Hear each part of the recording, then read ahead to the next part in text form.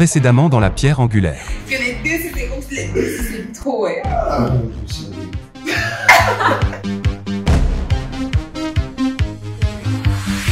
Qu'est-ce qui s'est passé?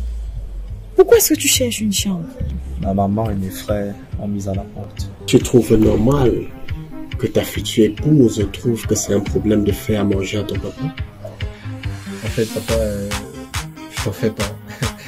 Elle va changer.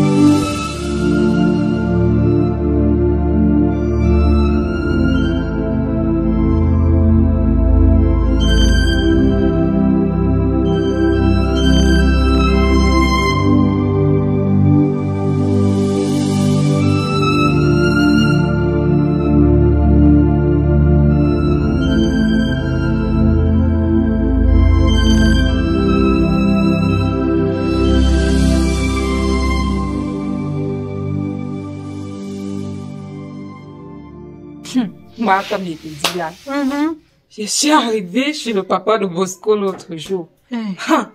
Et tu connais ta fille, non? Ah, l'autre jour, j'avais même des ongles. J'ai enlevé ça hier. Tu vois mes ongles que j'ai enlevés hier, là, non? Imagine. Ah, moi.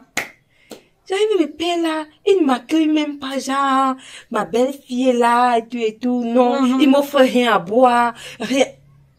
Tu sais ce qu'il me demande? Dis-moi, ma fille. Il me demande d'aller lui faire manger. Et tu sais, comme j'avais placé mes ongles et tout, j'ai demandé à Bosco, attends, dans votre famille, il n'y a que les comédiens. Comment tu peux me demander d'aller faire la nourriture pour ton père en abîmant mes ongles? Je lui ai dit que ce n'était pas possible. Tu as très bien réagi, ma fille. Son petit que je suis le coquille creux. Je ne l'ai même pas géré, maman. Il me connaît même. Il veut faire ça à la fille de maman Mado. Pour faire la cuisine pour lui. Quelqu'un qui est incapable de t'accueillir. Et maman, voici la beauté aussi. Il me dit que, comme j'avais mes longues ongles là, que, oh, ma fille, tu fais comment chez vous avant de travailler? Je lui ai dit qu'il y a des personnes habilitées pour cela. Que je ne travaille pas. Il me demande qu'est-ce que je fais dans la vie. Je lui ai dit que je suis étudiante et mes ongles ne me dérangent pas. Moi, je fais des saisies sur ma machine sans problème. Maman, avec tout le charisme, je peux pas faire la nourriture pour quelqu'un qui ne m'a même pas reçu chez lui en tant que belle-fille. Il est courageux. Je regardais sur mon Bosco comme ça, non. Que fait l'erreur ici? On ne va pas te dire. Mais Bosco, il me supportait. Maman. Elle a changé. Oui, c'est ça. Elle a changé. Quoi? Tu n'as même pas le choix. Hey, une belle fille comme moi, maman. Aïe. Même dans votre maison, si j'ai fait quoi? Me lever, aller faire les choses chez les gens.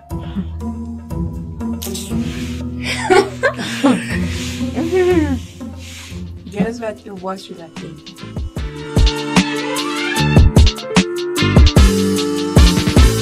Tes activités, je vois que ça évolue. Ah, je suis très contente. Félicitations à toi. Merci. Ah, le Seigneur fait grâce. Mais tu vois, comme on en parle là même justement, je vais te dire merci parce que si tu ne m'avais pas encouragé et galvanisé à trouver une activité au lieu de rester à la maison dans le laxisme, attendre que les dossiers que j'ai déposés ça et là aboutissent. Ouais. Et tu vois, actuellement, c'est vrai, il y a le marché, mais je te dis pas, je donne aussi les cours de répétition déjà. Ah bon? Ouais. Ah ça? Tu me caches tes choses. Oh non. Non, ça c'est très bien ça. Ok. Je veux savoir, c'est quoi? C'est un groupe? Bon, ça se passe comment? Non. Je suis seul dans le projet, en fait. Donc, je le fais à titre personnel. Parce qu'il faudrait que les deux programmes s'y ensemble. Celui du marché et les cours de répétition. Oh. Donc, je travaille avec les élèves, comme je disais tantôt. Bon, ça paye pas mal. Il y a des parents qui me donnent 15 000, d'autres 20 000 par mois. Oh. Oui, et pour les étudiants, tu vois, ils payent un peu plus. Ouais. C'est normal.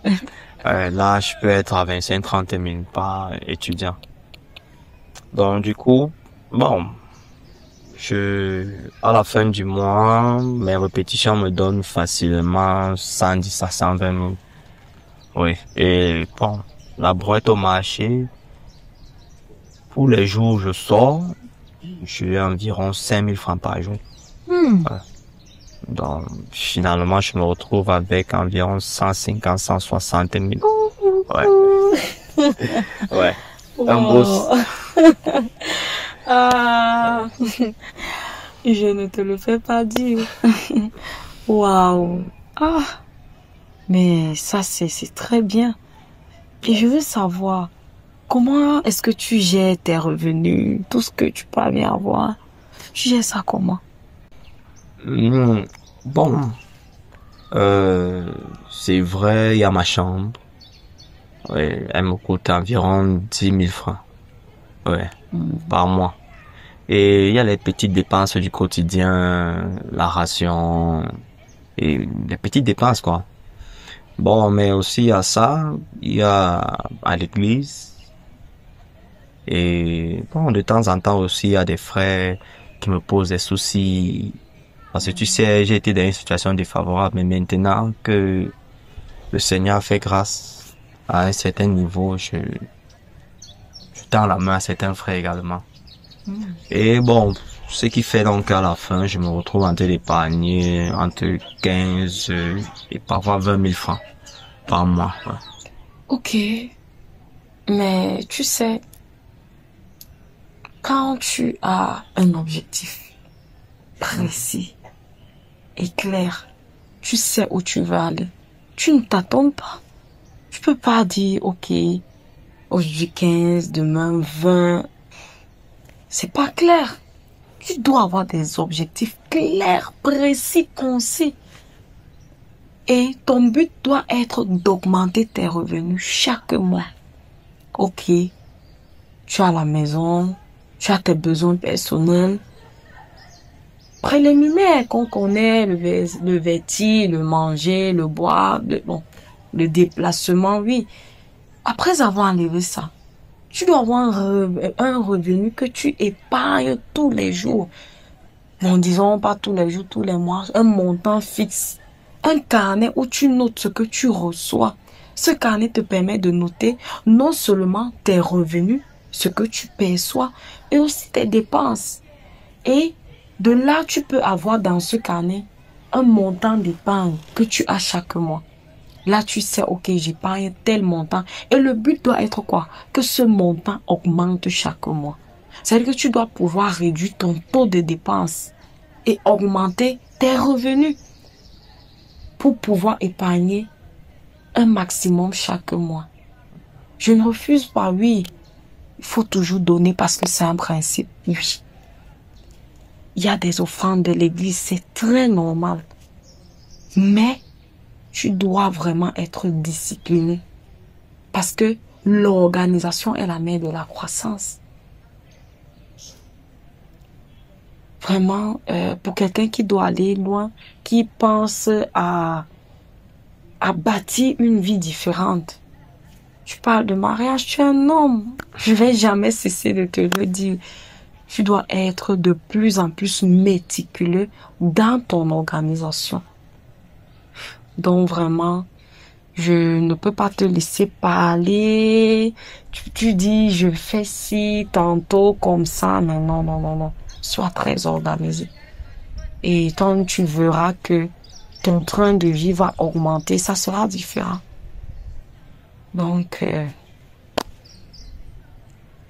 pensez-y vraiment. Augmente, multiplie tes entrées.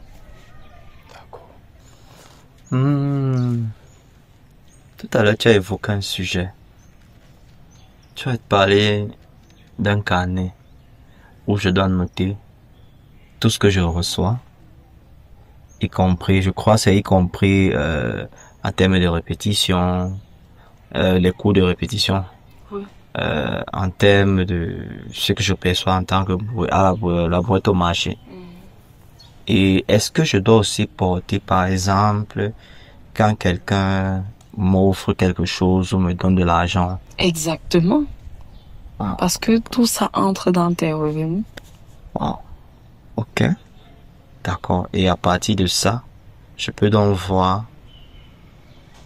C'est intéressant.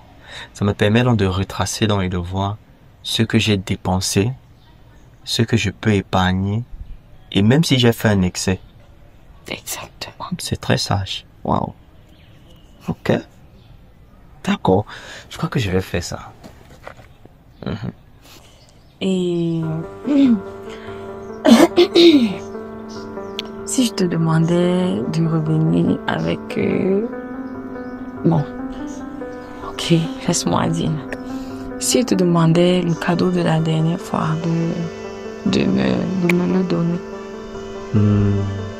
Ah, je vois de quoi tu veux parler. Ok, je vais l'apporter. Ça me ferait plaisir. D'accord.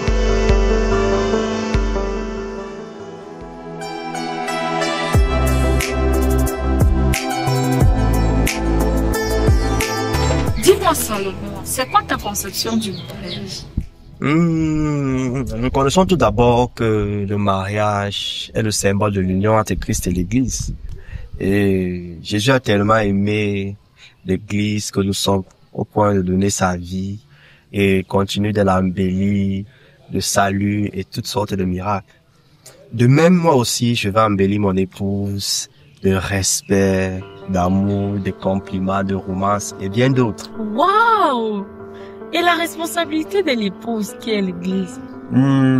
C'est la soumission. C'est encore mieux d'être une épouse. Hein.